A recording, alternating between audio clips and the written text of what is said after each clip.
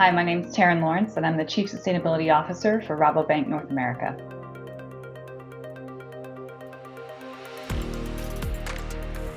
Global economic trends like higher interest rates, reduced money supply, and geopolitical tensions are definitely keeping banks busy. They're having to rethink their strategy and business models to stay afloat and competitive. Now, for me, three things that I'm really focused on within Rabobank are cost management, exploring new revenue streams, and also adapting to regulatory changes. I think with tighter budgets, banks are cutting costs whenever they can. This might mean streamlining operations or investing in some of the new technologies that are available today. Banks are also exploring new ways to make money. What works now that didn't work before? What innovations do we need in financial products? How can we tap into new markets? And then adapting to new regulation. This is where my job in sustainability really comes into play. Banks need to stay compliant while also finding ways to turn these changes and challenges into opportunities, especially when you play in a global ecosystem. I think the rise of digital banking, sustainability initiatives, and integration of technology like AI, it's really reshaping how we operate and serve our customers.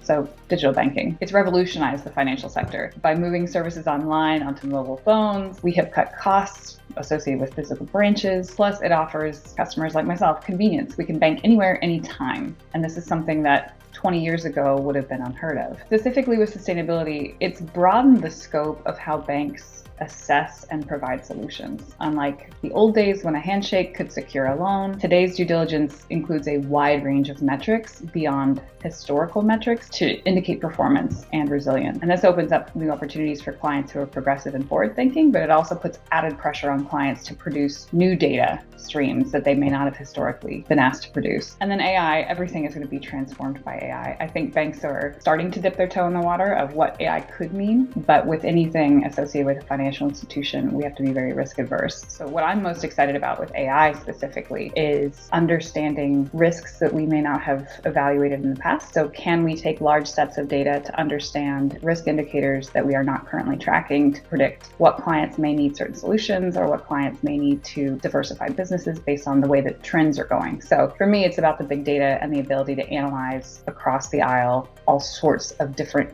combinations to see how we can be the best financial solutions possible.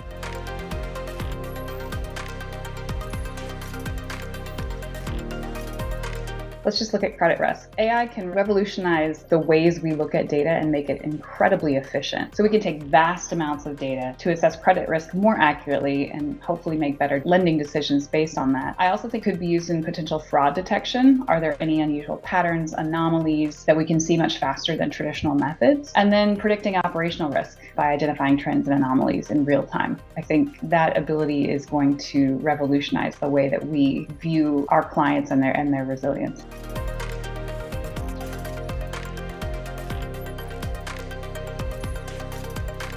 I come from a startup background, and I would say being newer to the banking side, coming from a startup ecosystem, banks need to get a little bit more agile and open to change. I think people within large financial institutions are incredibly risk adverse, appropriately so, but also somewhat change resistant. And I think to integrate some of these new technologies and processes, banks need to get that agile framework and mindset that startups have and really invest in IT infrastructure. What's your tech stack? How resilient is it? How fast can it pivot? So really modernizing core IT, adopting the agile framework, and then implementing any process automation to free up staff for strategic initiatives. I think that will be a really important way for banks to integrate these technologies into their existing processes.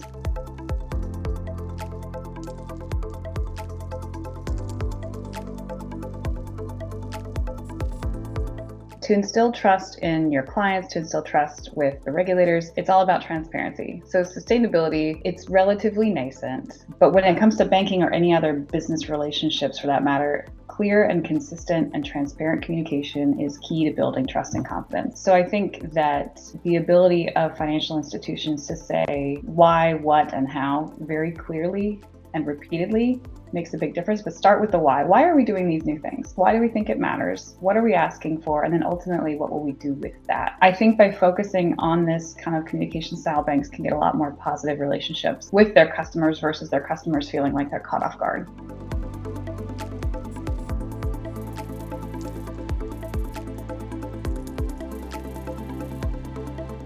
This one is, I think, so dependent on the financial institution in question. So if you look at Rabobank, for example, we're a heavy food and agriculture bank in the North American region. And a lot of it is how financial institutions define sustainability. For some, sustainability is carbon emissions. Others, it's nature and biodiversity. Others, it's nutrition and having enough food to feed a growing global population, nutritional density, animal welfare. I mean, so part of it is that nobody sees sustainability necessarily in the same way. And so I do think it's dependent on the financial institution and the client base. When I think about sustainability in Rabobank, we look at it holistically. So we need to balance our risk, our reward, and our sustainability and how we consider client engagement. Part of this, I think, is sustainability can't be an afterthought. It has to be early in the conversation at the C-suite level, having conversations around what's our overall strategy, looking beyond a quarter, looking beyond 2 years. Think like a farmer. For us, I always tell my executive team, let's think like a farmer.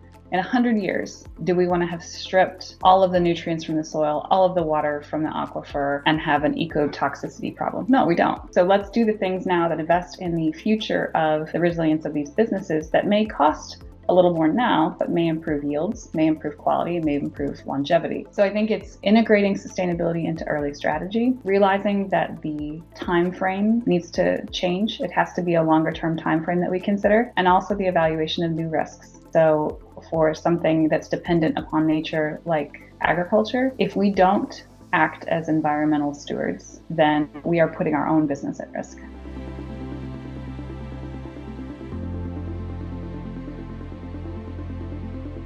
Well, I think the regulations play a really important role. They're ensuring that banks align their business practices with their sustainability goals and that it's not a marketing or PR function. Enhanced reporting. As painful as it is, without that, we can't really make a difference. So providing clear and detailed reports on efforts. CSRD in particular requires companies to disclose much more comprehensive and comparable sustainability information, which helps us make decisions. So I would say the measuring stick is challenging, however, very, very critical to this process. And then by focusing on sustainability, banks can really contribute to long-term economic sustainability, which the regulators also find very important. So I think these evolving regulations are really pushing banks to take it seriously, proactively, and this is a really positive step towards a sustainable future.